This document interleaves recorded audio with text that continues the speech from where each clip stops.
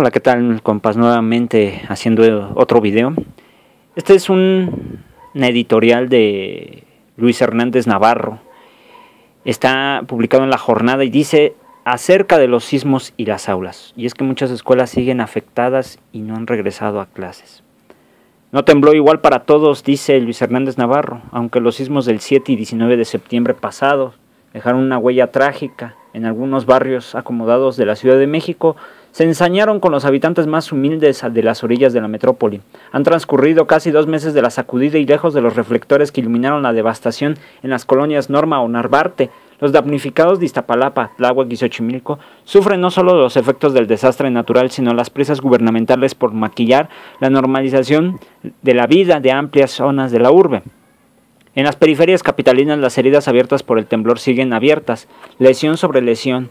El abandono ancestral de la provisión de los servicios públicos y el mantenimiento de las infraestructuras precipitó que los daños por los sismos fueran mayores en otras zonas. Las huellas de esta doble desgracia pueden verse en todos lados: la distribución de agua potable, vialidades, servicios sanitarios y las escuelas. Los temblores del 7 y 19 de septiembre sirvieron de radiografía por la desatención en que se encontraban muchas de las escuelas de las zonas proletarias de la capital. El diagnóstico que arroja esta placa muestra de cuerpo entero la irresponsabilidad con la que han actuado las autoridades de la SEP, responsables de la enseñanza básica en la ciudad. En aquel antiguo Distrito Federal, la competencia en este terreno pertenece al desgobierno federal, yo le agrego desgobierno. Y es por lo menos preocupante escuelas con falta de mantenimiento, infraestructura deficiente y abandono presupuestal. Muchos centros escolares no cumplen con las normas básicas de seguridad establecidas en la legislación vigente. Por el contrario, la otra cara de la moneda del sismo del 19 de septiembre es la respuesta de los maestros del sistema de educación básica pública. Como lo señala el profesor Roberto Gómez, su actitud fue admirable. Ninguno abandonó a sus alumnos en medio de la crisis. Todo lo contrario. Actuaron rápida y eficazmente para resguardar a más de 1 millón de niños y jóvenes. Los padres de familia que corrieron temerosos de las escuelas, a buscar a sus hijos los recibieron sanos y salvos. Los docentes fueron los últimos en abandonar los planteles a pesar de que ellos también tienen familia. Los daños de las escuelas en Iztapalapa, Tláhuac y Xochimilco no fueron poca cosa. En su comparecencia en el Senado el pasado 31 de octubre, el secretario de Educación, yo le agrego, Aurelio Nuño, informó que el 80% de las 10,000 escuelas de educación básica de la Ciudad de México habían reanudado clase, pero el 20% no. Eso significa que a casi 2 meses de los sismos, alrededor de 2,000 centros educativos no tienen aún clases. El papel de la SEP en la atención del desastre ha sido muy deficiente. La mayoría de las escuelas regresaron a funcionar regularmente. Están ubicadas en delegaciones en las que afectaciones causadas por los temblores fueron mínimas. El 22 de septiembre la SEP emitió el comunicado 270 en el que informa los 8 pasos para el retorno a las aulas. Allí anuncia que todas las escuelas de educación básica de la Ciudad de México serían revisadas por un director responsable de obra, el DRO, para definir si estaban en condiciones de reanudar actividades. Era la manera de poder especificarlo. Sin embargo, el número del DRO destinados a la actividad resultó insuficiente. Al 24 de septiembre la revisión no culminaba. Cada DRO debió supervisar entre 10 y 12 escuelas diarias. En muchos casos las revisiones fueron relámpago y en lugar de dar certidumbre a los padres, generaron enorme ineptitud.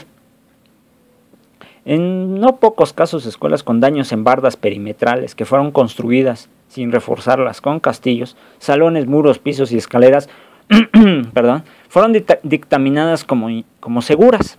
Indignados, los padres de familia rechazaron estos peritajes y decidieron no mandar a sus hijos a clases. Las escuelas que sufrieron daños considerables y han sido reparadas son mínimas. Algunas escuelas afectadas retornaron a clases sin haber sido reparadas. Otras han sido reubicadas en otros planteles que desde antes estaban saturados.